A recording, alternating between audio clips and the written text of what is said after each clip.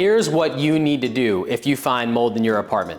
First, we're going to talk about the challenges of remediation. Since you don't own the space and you are renting the space, you can't just go in and start tearing down walls and remediating whatever issues that you might encounter.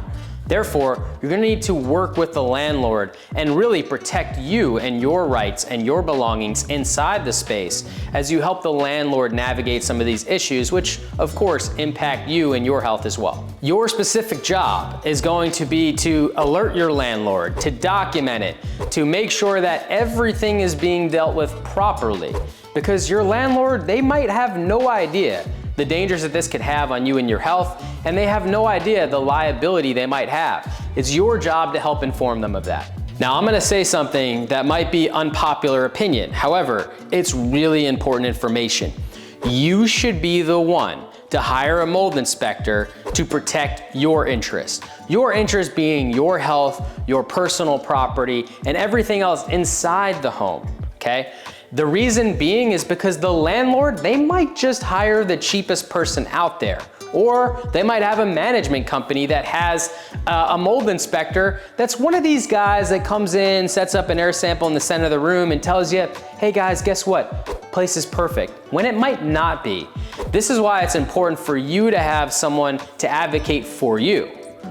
Even if the landlord has someone else that they advocate for them, it's important to take those two opinions, put them together, and find a common ground to make sure that the place is properly repaired. All right, so you get an inspection done, you get the results in, they usually come into your email inbox. You're now going to forward those to your landlord and say, hey, look, there's been some issues that I've encountered while living in this place. I went ahead and called somebody to come in and help us with those issues. Here's their report. Now, obviously, if your report's saying you gotta, rip open walls and do X, Y, and Z, and their report just says everything's fine, no action required, obviously there's a huge disparity that has to, be closed. So I would say in that case, put your inspector on the case to talk with your landlord and explain why the place isn't just totally fine and why there are problems, and usually that helps address things with the landlord. So a mold inspection report is pretty integral to this process because they're gonna actually survey and evaluate the entire place, looking for problems that might exist within that place. And then using all that data and information, they'll actually write a detailed scope of work that any remediation company can come in and follow. And that's really important considering with actual respects to your rights, typically the landlord gets to decide who's gonna remediate, who's gonna put the place back together.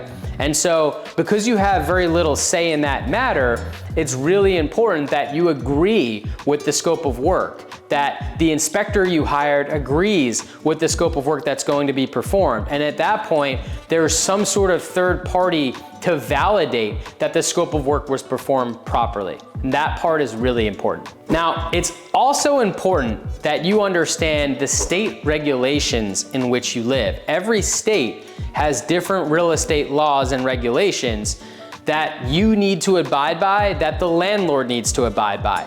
You should be educated on these laws. You should know what your rights are, but you should also know what the landlord's rights are. And you should make sure that you are doing your best not to violate those laws, because that puts you in a weaker position to actually get the place remediated properly, to get your contents restored properly. And in the event that you are dealing with damages and there is liability, you really need to make sure that you are doing everything properly or your case becomes completely obliterated.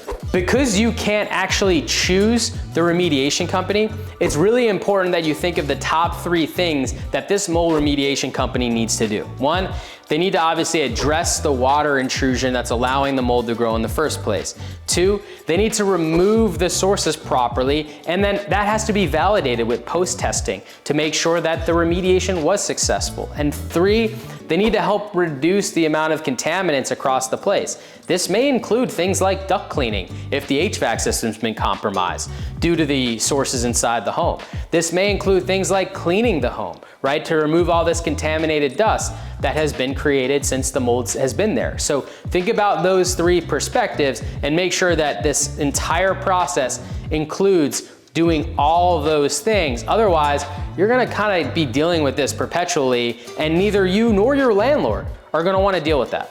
Now look, this process, it could take some time. So it's really important you're doing some preventative actions while you're waiting.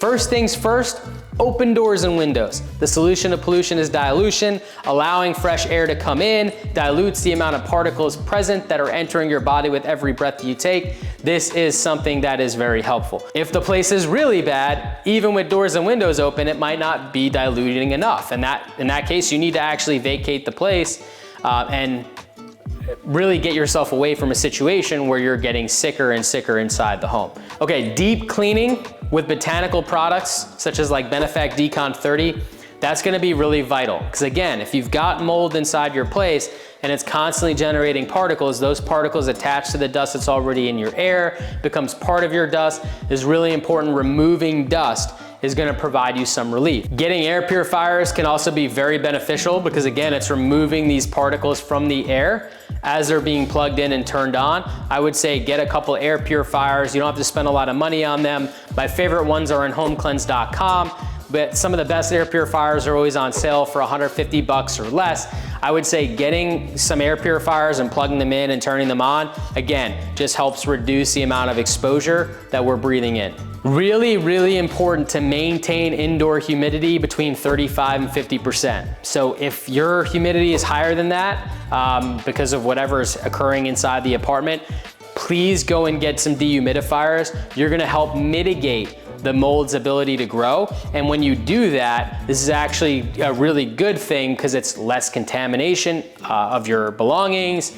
It's less particles entering the air with every breath you take. This is something that you can easily do and easily control while you're waiting for things to get resolved. Last but not least, I would say get yourself the dust test. Go on thedusttest.com, collect some dust across your house, send it in for the lab to be analyzed. Getting a good baseline of where things are before remediation takes place can really help you understand what trajectory you're looking for in terms of making sure that, again, we want less exposure. So if we have high accounts of particles in the beginning, we obviously want to follow that path as it comes down, and we want at the end of the project for there to be less particles that you're breathing in every time you take a breath. So the dust test is a great way to kind of track to see where you're coming from, where you're going to, as a good barometer of making sure that the place is as healthy as possible for you when the entire project is complete.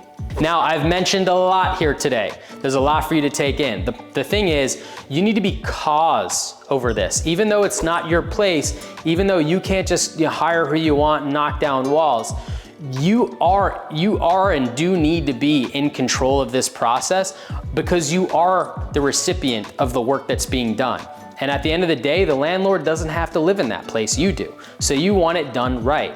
And of course, they want to protect their investment, but they don't quite understand typically the health ramifications, nor are they subject to them, because they don't live there. So it's really important that you take matters into your own hands and you be cause over this instead of the effect of it. I think that's really, really important.